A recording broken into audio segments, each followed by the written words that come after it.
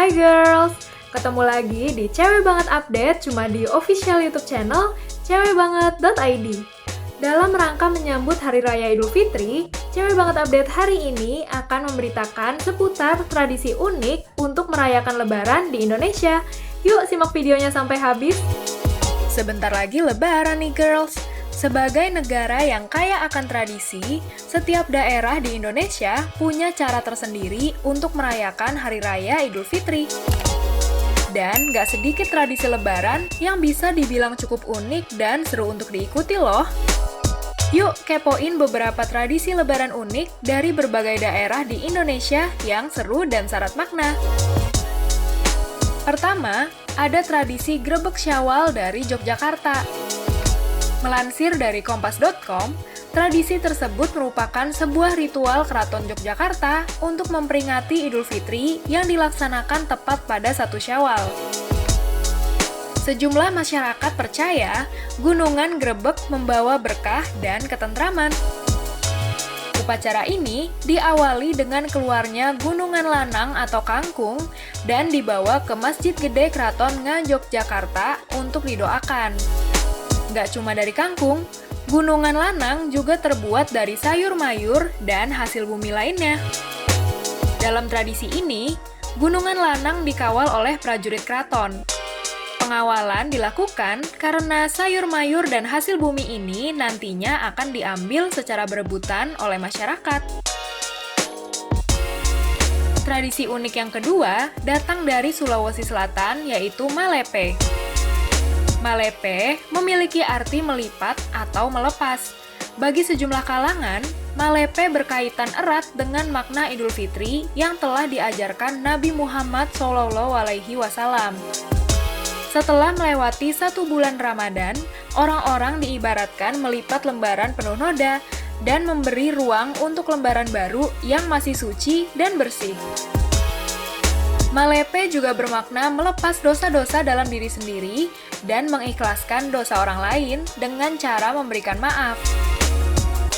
Tradisi ini biasanya dilakukan setelah sholat Idul Fitri, di mana masyarakat di sana saling mengunjungi tetangga hingga kerabat dan keluarga. Biasanya, tuan rumah akan menyuguhkan berbagai jenis makanan khas Lebaran kepada tamunya. Tapi sebelumnya, makanan tersebut harus didoakan terlebih dahulu sama Puang Andre Guru atau Daeng Imam yang berposisi setara dengan pemuka agama.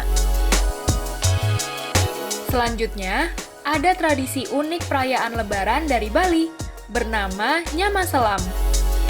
Nyamaselam menyiratkan keberagaman agama dan keindahan toleransi beragama. Nyamaselam sendiri artinya saudara dari kalangan Muslim, merupakan sebutan khas oleh penduduk Bali yang mayoritas beragama Hindu kepada kerabat sekampung yang beragama Islam.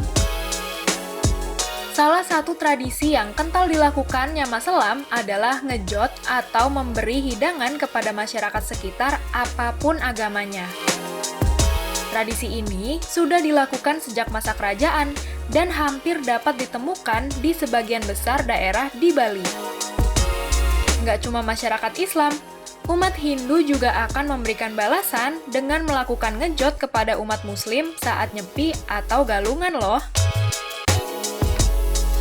Tradisi unik yang keempat adalah tradisi Tapur dari Maluku. Tradisi Tapur adalah salah satu ritual perayaan Idul Fitri yang rutin diadakan oleh penduduk desa Tengah-Tengah, Kecamatan Salahutu, Pulau Ambon. Tradisi ini identik sama pawai hadrat dan bertakbir keliling kampung sambil membawa belasan nampan raksasa berisi berbagai macam panganan dan minuman sebelum dibawa ke masjid setempat. Panganan dan minuman dikumpulkan dari para saniri atau lembaga adat, perwakilan SOA dan mata rumah atau kelompok marga dalam strata masyarakat adat Maluku untuk dibagikan kepada warga. Tapur sendiri adalah bahasa tradisional desa Tengah-Tengah untuk menyebut nampan atau baki yang dipakai untuk membawa makanan dan minuman. Pelaksanaan tradisi Tapur ramai oleh warga setempat hingga warga dari desa-desa tetangga. Tradisi unik perayaan Lebaran yang kelima ada dari Pontianak, yakni Festival Meriam Karbit. Festival Meriam Karbit umumnya diadakan di tepian Sungai Kapuas. Perayaan ini biasanya digelar 3 hari, yaitu sebelum, saat, dan sesudah Lebaran. Nggak jarang, festival ini dijadikan sebagai ajang perlombaan loh. Peserta dengan bunyi meriam paling kompak akan mendapat nilai paling tinggi. Diketahui, pembuatan meriam karbit bisa merogoh kocek sebesar 15 hingga 30 juta.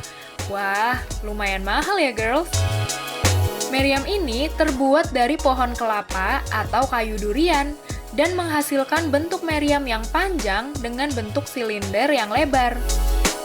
Meriamnya juga dilengkapi dengan rotan yang digunakan sebagai pengikat meriam. Warga sekitar juga percaya kalau meriam ini bisa mengusir kuntilanak karena mengeluarkan suara yang bising.